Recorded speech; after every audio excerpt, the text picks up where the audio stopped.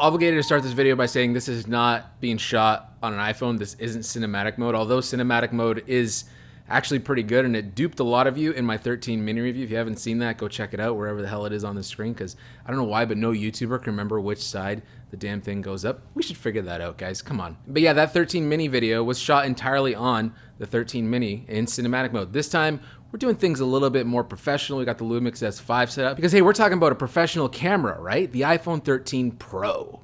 Whatever the fuck that means. Okay, I might take a little bit of heat for this, but every year when these new phones come out, we see this flood of comparisons and versus between iPhones and mirrorless cameras and cinema cameras and professional cameras, and I'm just so sick of that discourse and that conversation, because we gotta just start treating the iPhone as its own real camera, and trying to always strive to replace a camera or to put it on the same pedestal as real cameras, whatever the hell you want to call that. It's a futile exercise. We got to use these cameras as tools in the way that they're presented to us, in the way that they can flow into our lives as creators.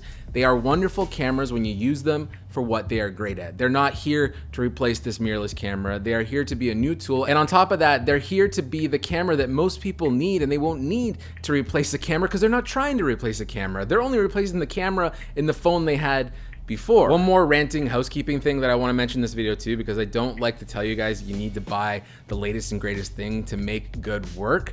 I need you to learn how to do the things that you want to do instead of buying things hoping it will allow you to do the things that you want to do. Take it from me, I am someone who's been doing this for like 15, 20 years now, and every time I buy something new, I think, hey, this is the thing that's gonna turn me into a cinematographer. This is the thing that's gonna get me on the cover of Vogue magazine because I bought this lens. It's just not true. It's not the case. I have to learn things. The only way I got better as a photographer and as a filmmaker is by learning and practicing. And at the end of the day, it doesn't matter what camera I pick up and put in my hands, I am confident now, because of all the things that I've learned and I've practiced, that I will be able to take great images. It's not because I have the iPhone 13 Pro that I'm able to take good images. It's because I know how to take good images. So focus on learning instead of spending. So now that that's out of the way, if we just want to be tech friends right now and just get excited about the new thing, let's do it. We can get into it. We're going to dive into this 13 Pro now. I think most people will have their own unique way of fitting the iPhone into their workflow as a photographer or filmmaker, but personally for myself, the way that I use the iPhone is mostly as my point and shoot street shooter. And I talked about that even in my 13 mini. I just love having a small compact camera with me at all times that I don't have to specifically go and shoot with. I don't have to pick up a Fuji mirrorless camera. I don't have to pick up a DSLR or anything. I know that if I have to go run an errand, if I have to go to the store, get groceries, whatever, if I spot something, I know I can get an image, and 9 times out of 10, that image is going to be great. And that's what's so special about the iPhone 13 Pro. All it does is take everything that we've loved about previous iPhones and make them even better. So that's also what I did with the 13 Pro. I used it how I've used every iPhone in the past, is I had it in my pocket, I went out, I walked around, I did the things I was normally going to do, but I'm looking for moments now. Because I have this camera in my pocket and I'm not worried about not having a camera, I can start to spot things. And I think my world changes a little bit knowing I have such a great camera with me at all times. It's sort of like I'm constantly looking for the next great photo opportunity. And when it comes to the 13 Pro, it's just giving me new opportunities and perspectives to capture those moments. So let's talk really quickly about some of the improvements. And I'm not gonna go into super tech spec stuff here. That's all over the internet already in other videos. I just want to show you that from an inspiration standpoint and your point of view in your eye, some of these improvements are a lot bigger than I think a lot of people are letting on. Starting with the new ultrawide, which is now also the macro lens. So what's really cool about this is I've always loved the ultrawide since they came out with it on the 11, I believe. And I've loved it for cityscapes and being in the city, looking up at tall buildings, getting new perspectives that way. So now that they have improved the sensor and the lens with the ultrawide, all it means is those images look even better than they did previously. And as I'm walking around, it seems to be the lens that I actually use the most for my street photography, because I just know that I'm gonna get a lot within that frame that I can kind of pick and choose a moment within the moment itself when I get into post. Now what's extra special about the ultrawide this year is it's also a macro lens. So now it has an actual autofocus system in it. And what's really cool about this is, like, once you're in ultrawide mode, you can go up really close to something like an eyeball, and then you can pan out and go to the side and then capture a whole wide frame, and it'll shift focus, rack focus, to the wide frame. And we've never had that kind of perspective with an iPhone before. And You know, on paper, when I saw that it had a macro, I was like, whatever. You know, I shot a few macro shots that, I know, they look cool and it's interesting, but the novelty of macro really wears off for me quickly. But the perspective of being able to go from something really, really tiny and small to really big is actually really cool, even more so on the video side than for photos. Just that perspective shift of that rack focus of like a big wide image to a tight image or vice versa. It's one of those inspiration updates that as you're out and you have a perspective things, you start looking a little bit differently at the world. Like I would normally not even walk up to plants to see little water droplets, but knowing I have a macro, now I have a whole new perspective on what I'm shooting. On the opposite end of the spectrum, we have the new Telephoto, which is a 3x telephoto. I'm a little bit iffy on this one so far. I gotta spend a little bit more time with it, I think. That being said, when I had my 12 Pro Max, I did use the tele quite a bit, but that was a 2.5x tele. Now that we're at 3, it just feels a little bit too tight, but I gotta get used to it. It is nice that when you're on the ground and you're doing cityscape stuff and you're looking up at buildings, being able to get that tight is actually a cool perspective. And on top of that, it's the difference between an image like this and an image like this without having to crop it. It's an actual physical lens shot, which is always better than cropping into your photos. So it's a nice way for street photography if you're on the edge of another side of the street to capture things that are far away. I think that's cool. I think I just honestly need to get used to it. It feels a little bit too tight right now. Ooh, I should have phrased that one differently, but we'll leave it in. Finally, within this 3-lens system, we have the main wide camera, which is probably the lens that most people will use in their everyday shooting. And now the sensor is even bigger than it was in the 12 Pro Max, so it's also letting in more light. What I loved about the 12 Pro Max with that bigger sensor that is also now in the 13 mini and the 13 is that it has a really nice natural depth of field and a nice bokeh to it. And so now that's just even better than it was in the 12 Pro Max. Sensor and lens upgrades are always welcome, but still what I truly think separates the 13 Pro from the non-Pro models is ProRAW. And this is unfortunate because I really wish the 13 and the 13 mini had the option of ProRAW, because at that point I think it would actually level the playing field in terms of the camera systems, because most of us will probably be fine with the ultra wide and the main wide camera and we don't really need that telephoto. But what happens with ProRAW is it removes that iPhone digital smart HDR look. When I share photos that I've shot in ProRAW, I get a lot of comments and replies back being like, this doesn't look like it was shot on an iPhone, it looks like an actual camera. But for some reason, it just removes a bit of that digital flair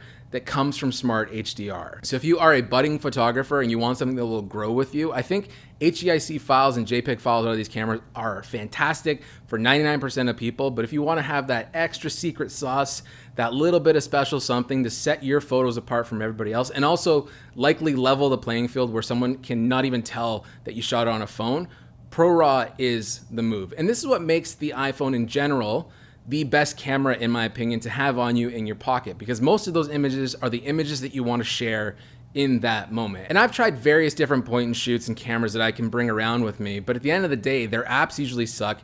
Getting files from the camera to your phone to share is always a cumbersome process. So having the ProRAW file right there on your phone, you can open up Lightroom, you can open up VSCO, whatever you want to do, and you can sit there, edit it, have some fun with it, maybe airdrop it to your iPad or something, edit your photo, and then share it immediately. There is no barrier between taking the picture and getting it out to an audience, and that to me is a priceless feature that no other camera can come close to. It's probably the main reason the iPhone is so important to my success in my workflow. It's the fact that I feel no barriers between my eye and what I see and then sharing it with people. And I like that there's no friction in that process. So ProRAW, in my opinion, is actually the most pro thing that the iPhone has right now. We'll see what ProRes is like with the video, but it's not a raw codec. It's just gonna be a more robust codec.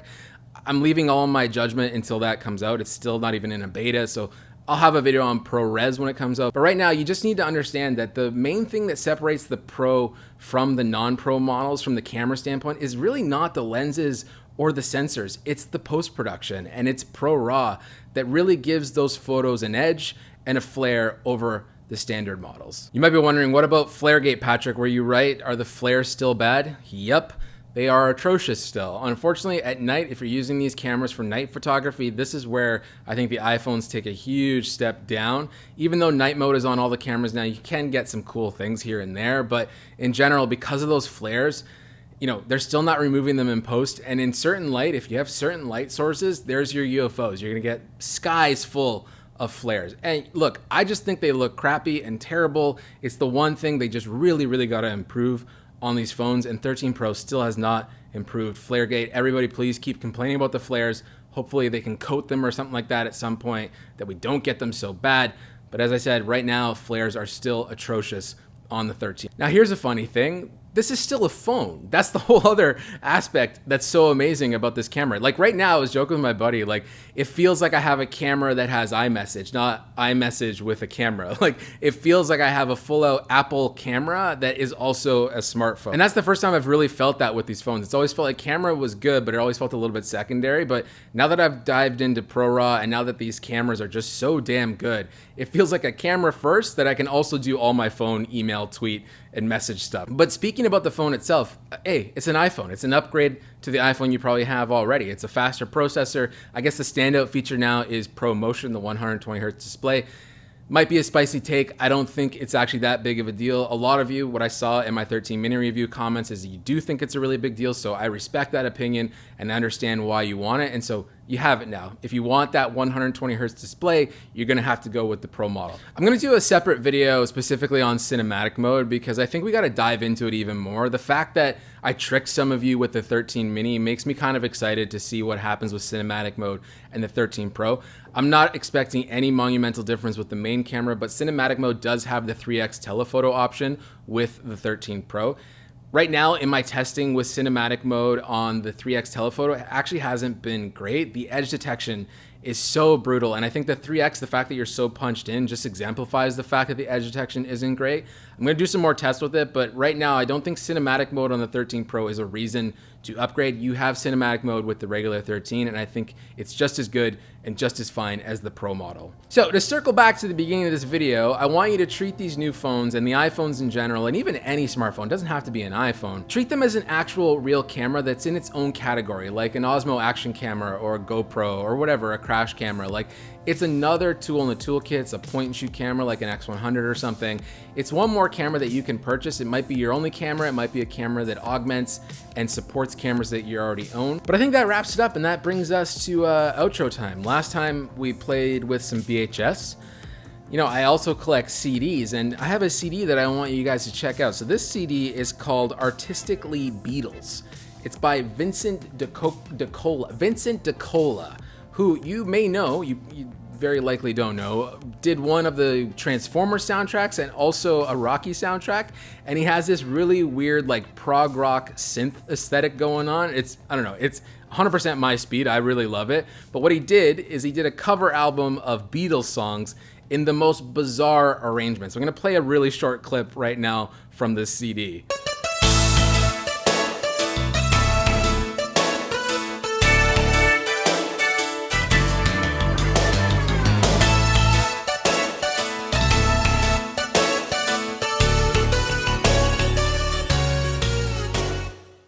I don't know, I love weird, quirky things like that, and that's why I collect CDs and VHS tapes for just like bizarre finds like this Vince DeCola Beatles album.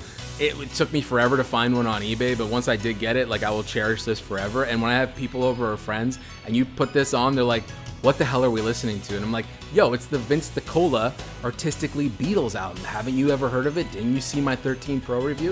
And they'd be like, I don't watch your YouTube videos, man, they're so cringe. And I'll be like, I wouldn't watch them either. I don't even know why you're watching them. But hey, I hope you like this video. Questions about 13 Pro, let me know. Talk in the comments. I'll delete it if it's a shitty comment, if it's stupid. But if it's nice, of course I'm gonna keep it. I'll like it and I'll reply to you. We'll see you soon. iPad mini and I don't know, whatever else Apple comes out with or whoever. Hey, have a good one. Peace.